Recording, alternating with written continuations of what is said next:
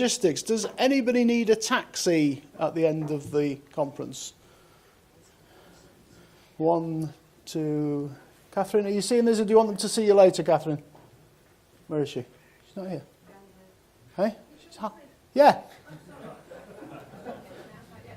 Can we just have hands up again? Yeah. Right, let's do this way. Who really needs to go straight away? That's what we're booking a taxi for. You know, more or less 12:30 when we finish, we're away.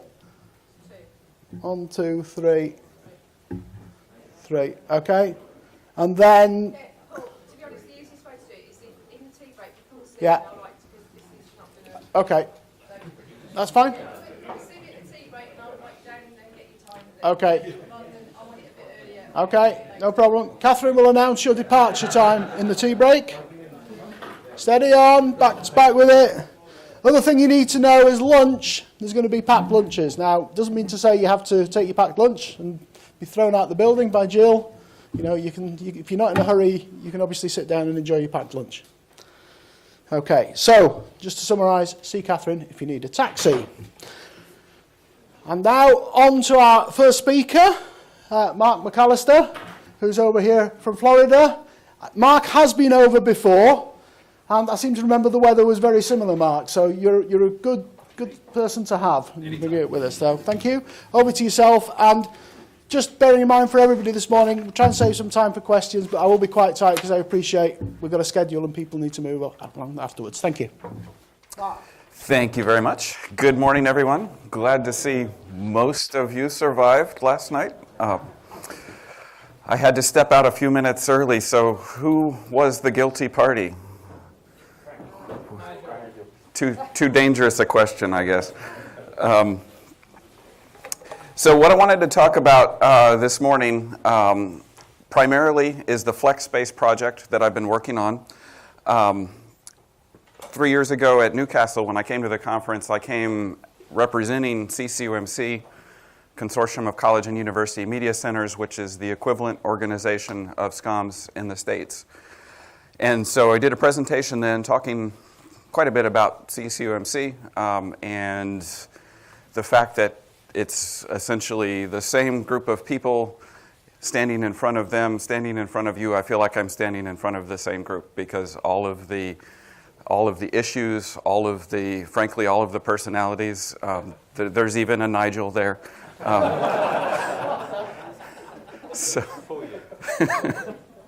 So anyway, so I'm not going to talk much about CCUMC today, but just know that since that meeting, and since I've rolled out of the leadership role in CCUMC, one of the things kind of in my personal mission is to try to connect and keep connecting and make sure that we have good connections between all of our sister organizations, including AETM in Australia, and make sure that we can get all of the benefits as a larger group that we can get for our institutions and for our jobs and for our own professional lives. So with that said, what I wanted to do agenda-wise, after having heard some of the conversations over the past couple days, I wanted to add a little bit of context in for my background at the University of Florida and some of the stuff that we have done, and just a little bit about higher ed and the environment in the U.S. and in Florida, just to kind of give you all an idea of where I'm personally coming from.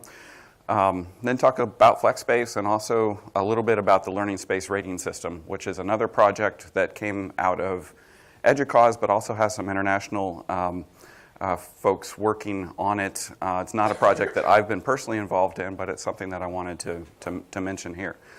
And then I definitely wanted to leave some time for discussion, because one of the things that I wanted to come away with is an understanding of what this group's feeling is about where there might be some synergies, where or maybe where there isn't good paths for us to work together on some of these things.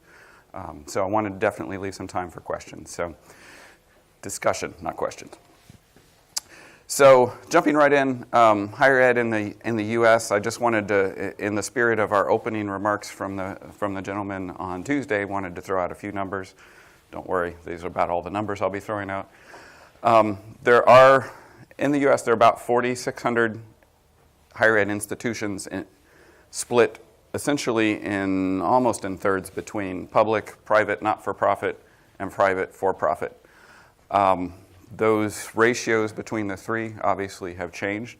One of the things that I think we will continue to see is second and third tier private institutions that don't have the name recognition of some of the others, probably having difficulty competing in the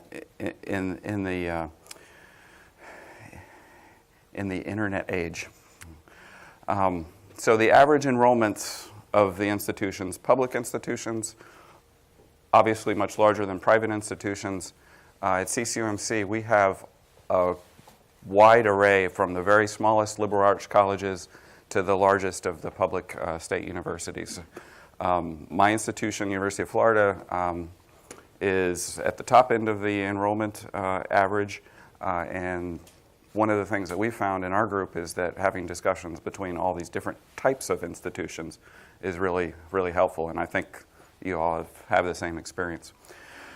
On a financial point of view, I actually stole these graphics from the whitehouse.gov page, and one of the things I think is sort of similar to a lot of the discussions that have been happening in the UK in the last few years is that we've had an increase in tuition of the private portion of the bill for higher ed on average of about 250% in the last 3 decades, while the household income has only increased by 16%. So you can see that there's a lot of financial pressure been put as the tuition rates have been increasing dramatically. Now that increase has essentially flattened now, I think, in the last year, because I think it's reached the saturation point in a lot of places. And I don't expect to see it increasing a lot higher than inflation in the future. The enrollment gap between low-income and high-income families continues to definitely be an issue.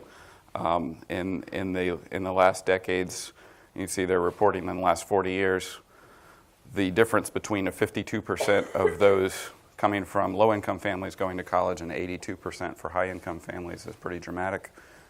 And that's not changing at all. And of course, that's one of the drivers behind interest in things like MOOCs, which is actually what the White House was pushing on this particular webpage to try to provide some more avenues for low-income families to higher ed.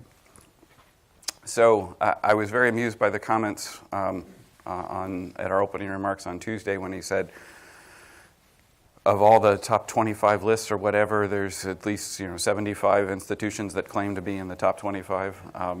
We definitely have the same thing. So the left list is a list of the top 10 U.S. institutions, and you'll notice that they're all 100% private institutions. Harvard, Yale, Columbia, all those schools are all private. So at the University of Florida and state schools like mine, we really don't ever expect to be competing with that group. Now we'd like to, and we'd like to steal as many of their great ideas as we can, but for the most part, that's going to be out of reach financially for us, and that's really probably not even our mission to be, because my daughter's got one more year of high school and she's about to apply to colleges, and we've looked at all the percentages, and places like Harvard accept 5% of applicants, and almost all of their applicants are almost perfectly qualified. So it's definitely a lottery getting into those schools. But this top 10 list of public research universities consists primarily of state universities, with a couple exceptions. They're all public schools, but they're not necessarily all state schools. But this is the list that most of the top-tier state institutions like mine aspire to be on. So currently, University of Florida is number 14 on this list. And so our stated goal is to get into the top 10. That means we have to boot some of these folks, and of course they're not going to be happy about that idea. But that's kind of where things are. Higher education in Florida, we have 12 public universities. The University of Florida is not the largest of them. The University of Central Florida is actually larger than us. They have about 58,000 students. They're located in Orlando. And then we have, separate from the public university system, we have 28 community and state colleges. These are institutions that in years past primarily granted 2-year degrees, which were either going to be technical degrees or pre-college degrees. And then recently, in the last 5-10 years, more and more of those institutions have been offering 4-year bachelor's degrees. So University of Florida is in north central Florida, as we call it. And it's about 2 hours drive north of Orlando here. Florida, if you unfolded it and drove from Key West to Pensacola, is about the same distance as driving from northern Scotland to where we are today. So it's quite a long state. Unfortunately, it makes us quite a target for hurricanes. But fortunately, a lot of them tend to miss us on both sides, so keeping our fingers crossed on that. We have about 50,000 students at the University of Florida and about 34,000 faculty and staff. One of the reasons why we have so many faculty and staff is because we do have a teaching hospital on site and all of the various medical services, veterinary, College of Medicine, College of Nursing, and all of those kinds of things. So that, in addition to our research and education, teaching missions that go across all of the disciplines, we also have particular emphasis on agricultural education, which is almost a third of the university, and then also in the medical related fields. So looking at the institution, I can't impress anybody in the UK with the age of anything, because nothing in Florida is even remotely old compared to stuff here. Our earliest buildings were built in the 1920s. The university traces its roots back to about 1850 something. So we have some slightly older buildings, some slightly newer and renovated buildings. We have 16 colleges, about 100 undergraduate and 2 undergraduate programs. You'll notice our tuition is about $6,300 a year for in-state students and about $28,000 a year for out-of-state students. So you notice a dramatic difference there. For out-of-state, it doesn't matter if it's somebody from Atlanta that's just a few hours drive away, or someone from London coming to school at UF. It's still going to cost a whole lot more than in-state students. So the state universities tend to really be focused on the in-state students. So in my area at UF, we have a central IT organization. IT spend or effort at the university is split about 50-50 between internal and external, meaning core and distributed into the colleges. In our core unit, which we call UFIT, University of Florida Information Technology, we have 6 departments. Some of the ones that are under my supervision include classroom support, AV installations, and video services. And that's just kind of general overview of how we're organized from a IT and support perspective. So recently we've been doing some of the similar kind of things that we've looked at here, and nothing new or exciting. We designed these collaboration pods, and these tables that are built here actually we bought for about $150. They're actually intended for a kindergarten. We take the table legs off and put larger legs on, make it cheap. We also have, of course, the standard lecture theater type situations. This is our largest 650-seat auditorium that we recently renovated last summer, and this is kind of what our teaching podium looks like. After having the discussion yesterday about procurement, I actually added this slide in last night, and I wanted to just kind of throw this out there as a model that we're using, and I don't know if any part of it is of any use to you at all. But our AV installations unit is basically an auxiliary business that I run. Now, of course, I don't compete with outside audiovisual contractors or integrators at all. We only do work in-house. But we're doing about now we've been growing about 30% a year, and we're now up to $1.7 million in revenue from other units at the university and doing audiovisual integration work. Design, all the way through design, integration, and installation. That supports 4 FTE on my staff, and we basically buy boxes from vendors, and then we hire additional labor to augment ours for both design, programming, and installation. So typically on the average day, there's my staff in our office, and there's a couple contractors, employees of a local audiovisual firm that are working with my folks, for my folks, but we actually completely own the projects. And one of the things that it's just dawning on me in the last year or so that this is allowing me to do is ensure that across the university, as I eventually make this process mandatory, I can make all of our tens of thousands of rooms that may have some element of audiovisual in them get their audiovisual the same way, so that we can make things very well integrated. So if someone's in the College of Business or in the College of Law or Medicine or in the anthropology department, they're going to have the same equipment both in their department and, well, not the same equipment, but similar equipment in their department as in our general classrooms. So it's a model that I'm finding to be very useful, and it takes away that whole thing where integrators have to come in and put a proposal down that in order to win the bid, they have to underbid, otherwise they won't win. And this just ends up wasting time when I get a lot of, 3 or 4 vendors having to quote on the same thing. So they actually like the model because there's no risk in it to them. They know exactly what we need. We have their person for X number of hours. And so it works real well for us. So just wanted to throw that out there to let you all know how we're doing that. So that's it for UF. By the way, I didn't say at the beginning, if you have any questions or comments, please feel free to interrupt me. So the next part, I want to talk a little bit about FlexSpace. What FlexSpace is. What we imagine it to be is a free service indefinitely, an open access service so that anyone in higher ed can get access to the FlexSpace system. It's going to be searchable in the sense that there is going to be metadata about all of the learning spaces that are cataloged in the system.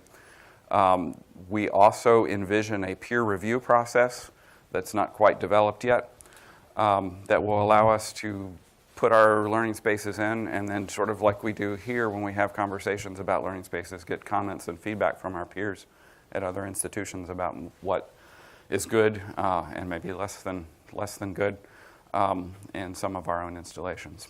But basically, it's a repository of images, pictures of learning spaces across institutions. So when we started thinking about this, one of the folks in the group, we talked about the fact that we don't, although most of us work for IT shops, none of us really wanted to be in charge of the server that run this thing. If you're going to have a database on the web, you have to have a server, and that has to be maintained and security patches put on and all of that kind of stuff. So none of us really wanted to be in the business of owning that database and managing it. So we looked around to see what other alternatives there might be for folks that had similar services that were out there. And a conversation was started with ArtStore. Show of hands, how many of you are familiar, ever heard of ArtStore? Almost zero, excellent. So ArtStore is a not-for-profit organization, and basically what they do is they have images of databases, and of course what they're focused on is art history, art education, these type of things. And so they have web-based products available for putting images up on the web to allow people, instructors in those areas, to be able to bring up important works of art that maybe are not local, that are hidden away in a museum somewhere that we have a picture of, so that they can look at it. And so that's not exactly what we needed for Learning Space, but it's really, really close. So we had more conversations with them about utilizing their system. And it turns out they have this shared shelf product that is basically a way for an individual institution or group to put their image database up on ArtStore server. So it seemed that that was going to be a good fit for FlexSpace, and so far I think we're moving along. There's still some interface stuff that we need to improve on for our use, but I think we're definitely headed in the right direction with ArtStore. So if you're ever in discussions with folks from those departments and you're interested in the ArtStore type thing, be sure to check that out on the web. So this is a screenshot of the FlexSpace interface. At some of the presentations that we do, we actually have someone go through and do a live demo. And I've been in the AV business long enough to know I do not want to do a live demo in front of all of you all. So I grabbed some screenshots. Feel free to jump to the web page. I'll put the URL up in a few minutes. And feel free to look around. You'll have to apply for an account, which is a quick process. I'll show you how to do that in a minute. But basically, this is what the interface is. There's going to be images shown on the screen. And of course, what I talked about earlier was that searching through the metadata about the learning spaces is sort of the most useful feature. There are many databases of learning spaces out there. There's, I know you all are aware, there's Flickr groups, there's other things. But none of it really had this idea of a controlled taxonomy of description of the learning spaces that we could use to classify, group, and look at web pages. So if I want to look at a new active learning classroom, I can search for active learning classroom, or I can search for classroom, or I can search for conference room or lecture theater or whatever. And then I can get hits. I can also search for individual institutions. So if I remember 2 years from now, oh, I remember I saw this really neat lecture theater at the University of Exeter, I can type Exeter in there, and it'll bring up the web spaces, assuming y'all put them in. So that's kind of the overall idea behind it. So a number of organizations have jumped on board. This project actually originally came out of the State University System of New York as an idea. They have close to 500,000 students at 60-some institutions in New York. So they have a sort of a massive capital program. And they have a central office that coordinates the construction and everything. So one of the things that they were looking for was a way to group, not to group, but to organize and develop innovative ideas across their institution, so they didn't have great ideas coming out of these two institutions and these two institutions over here in the dark ages. So that's where the project came from. ELI, ArtStore, CCUMC was one of the initial sponsors. We put $10,000 on the table for FlexSpace.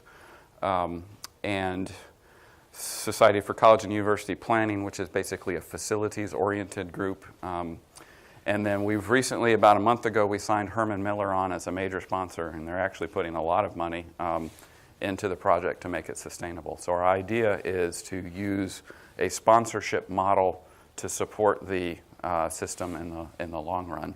Hopefully, we'll be able to generate enough recurring funds to be able to have a person or a part of a person doing more of what I'm doing today, going around and saying, hey, would you like to have your learning spaces in this system?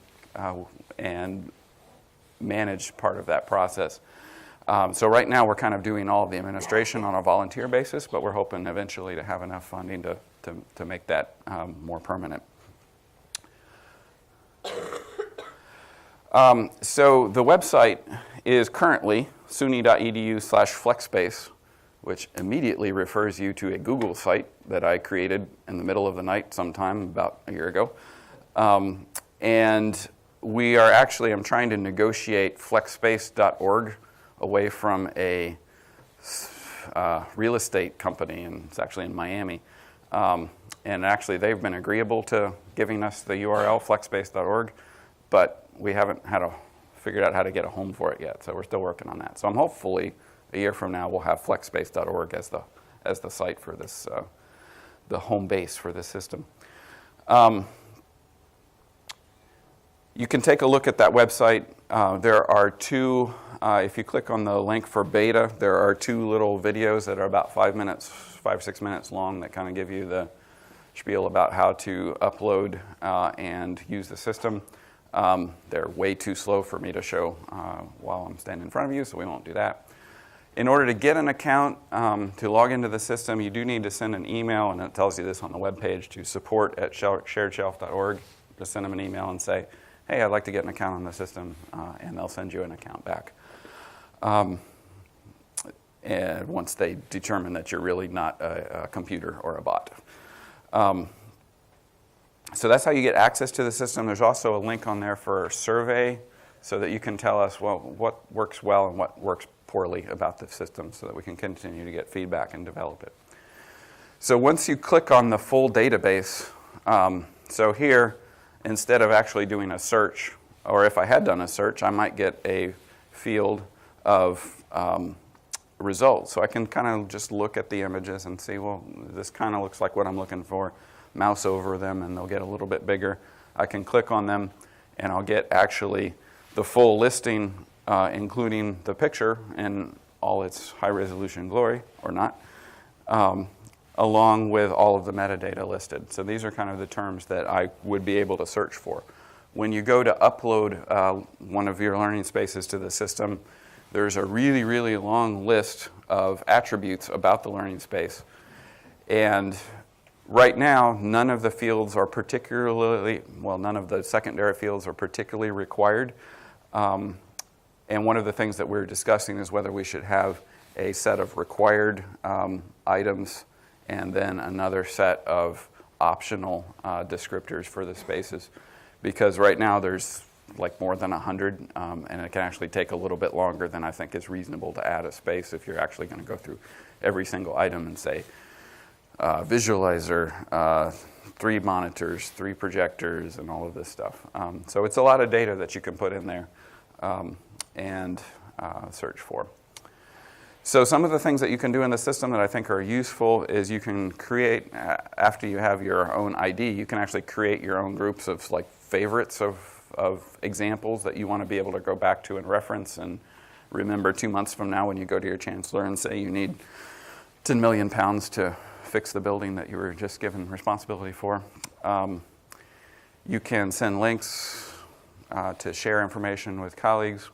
A little bit more about this taxonomies. We actually had 3 groups of folks go through and create taxonomies to describe the learning spaces in these 3 different categories: pedagogy, facilities, and technology. We separated those in order to kind of give some organization to that, because we wanted to be able to definitely focus on rooms that support different kinds of different types of pedagogies, as well as describe the facilities and the technology. So some of the value that the system brings, sharing and monitoring best practices. I think that's obviously why we come to conferences like this. But this is another way to kind of do it year-round and be able to see new facilities as they come online or get added. We can also use it to share information with our facilities or estates departments to have them get better idea of what it is that we're talking about before we've actually built the building. I'm sure many of you have had that issue. I wish I could just show you what's in my head so that the architect or the designer or the facilities person that's telling you, no, you don't need to spend all that money, you can kind of get them on the same page. And what I wanted to kind of get to also were the potential synergies with other efforts. I know, obviously, I'll mention in a minute the Learning Space Rating System. There's also at least 2 projects out there called Learning Space Toolkits, and I'm really kind of keen on integrating the Learning Space Rating System, and I really have no idea. The Learning Space Toolkit project that's out of one of the North Carolina universities, we reached out to them and they really didn't have much interest in working with this project. And I don't know, Simon, you mentioned another project that you are working on. I don't know whether there should be ways to cross-link between some of these or not. But anyway, one of the things I want to engage and discuss on an ongoing basis are whether there are synergies with some of these other efforts. We did get some coverage in the press in April. This article in the Campus Technology magazine, if you go to campustechnology.com and search for FlexSpace, you can find the article. They talk about FlexSpace and the Learning Space Rating System in that article.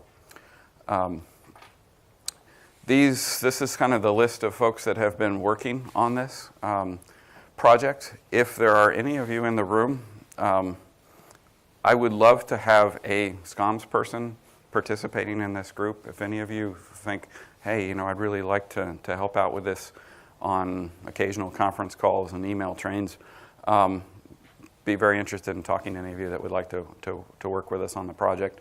You can see we're a number of different institutions, and it's been very interesting and I think pretty efficient process in being able to manage that.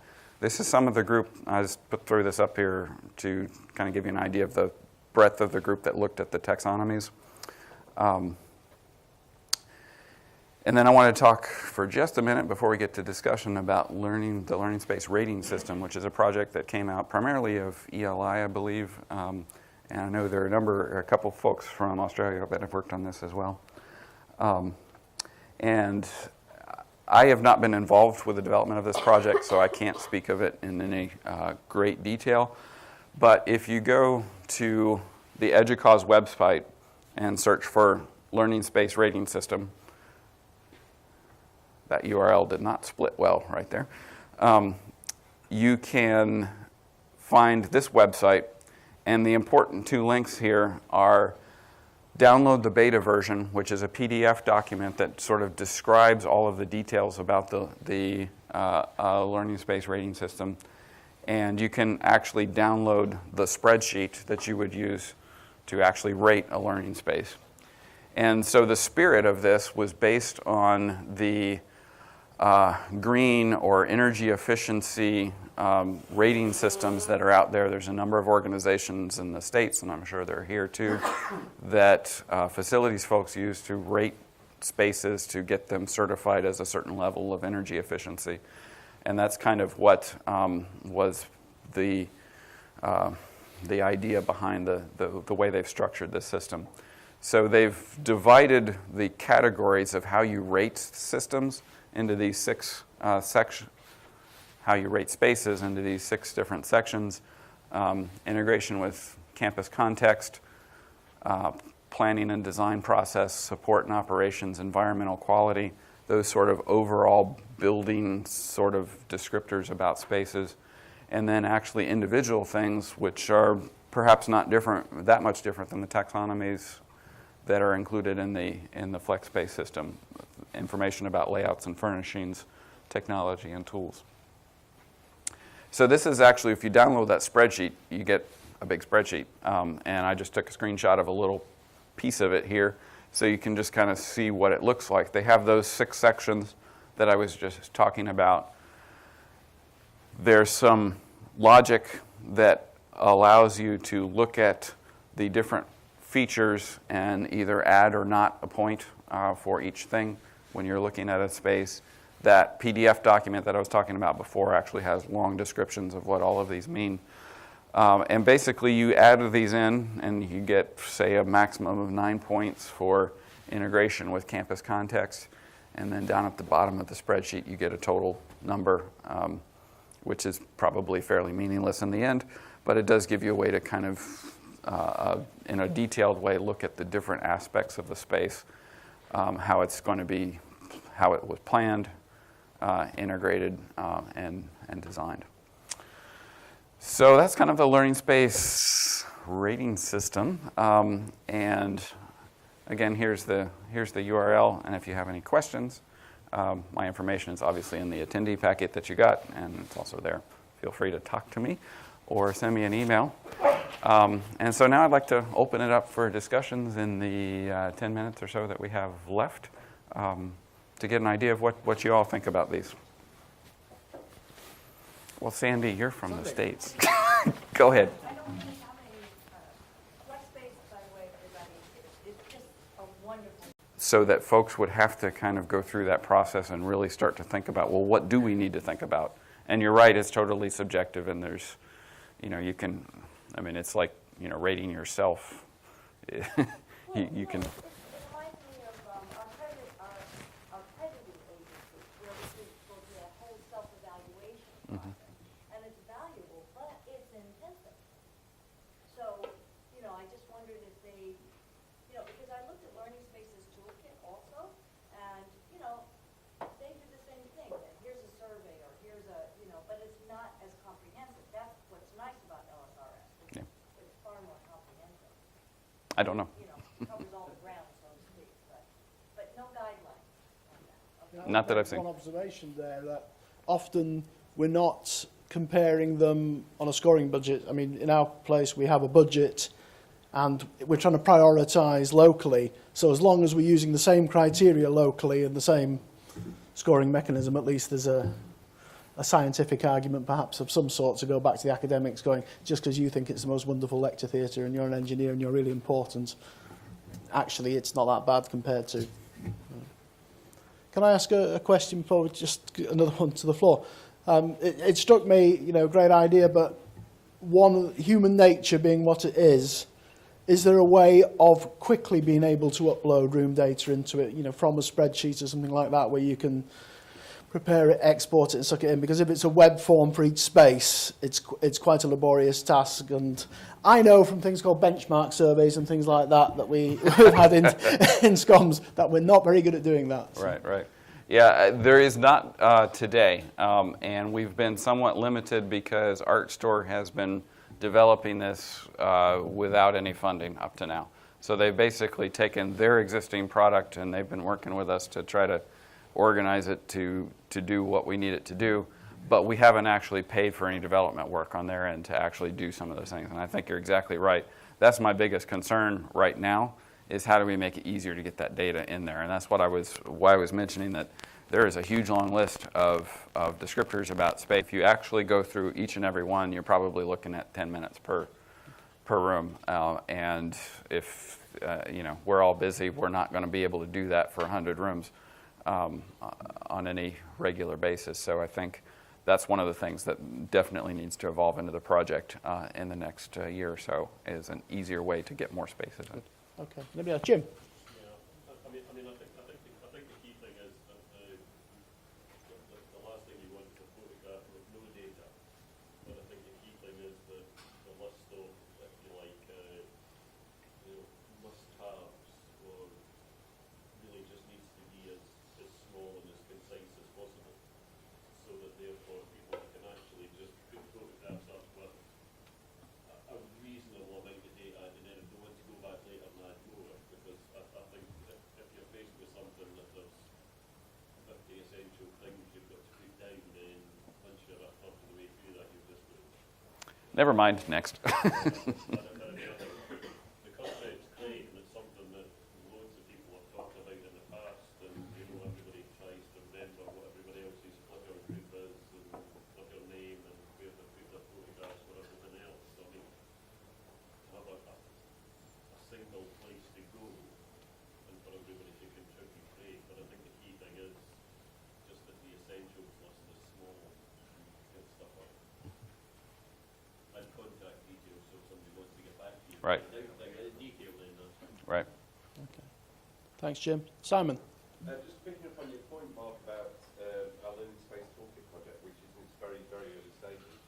I can see an immediate, obviously I've seen this before, and it's more sophisticated than it was when you first returned to it. I think now the fact you can get to the accounts, I personally have to see a lot of value for that, because I go around and see places and document them. I've got them on Google Sites, I've got them in Evernote, I've got them on my phone.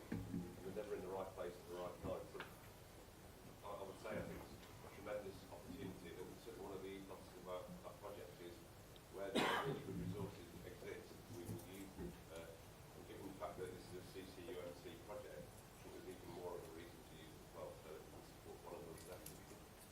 Okay. Anybody else? James. Mark, your business model for your room station, could you just elaborate on that a little bit? You talked about you've got a turnover of $1.5 million. Do you actually charge other faculties for the AV installation work that you do? Exactly. So we have a web page up on our site called avinstallations.at.ufl.edu, and it has basically contact information. And I haven't really gone out and advertised the service because it's been growing so fast. And as you can imagine, as I've gone from 1 employee to 2 to 3 to 4. That's about as fast as I can handle. You know how institutions are about growing and adding positions like that. It's challenging. So we've been getting business in as fast as we can deal with it. We're about to put up a new chemistry building that'll be I think about a $30, $40 million building, and I'm going to manage all of the AV through that system. So basically, our facilities estates group uses us as a contractor that working alongside their building contractor, and it's a little bit hurts their brains a little bit to deal with the fact that we are internal, and most of the project managers have been able to grasp it, not all of them. But the fact that we all work for the same boss, the same president of the university, makes it so that there's a level of accountability that doesn't exist with other organizations. So whether it's a small, department of 3 people in some, odd corner of the university that wants us to put a monitor on the wall outside their office, or it's, a $20 million building that needs to be built, the folks can come to us and say, this is what I want. We have someone that knows what they need and doesn't oversell them and doesn't undersell them, but gives them what they need, hopefully. We do the design and the installation, and if we need more labor, like I said, we go to one of our 2 very small companies that work in town and get additional installation labor from them. We do all the Crestron programming in-house. I'm looking to hire another Crestron programmer. If anybody here is interested, let me know.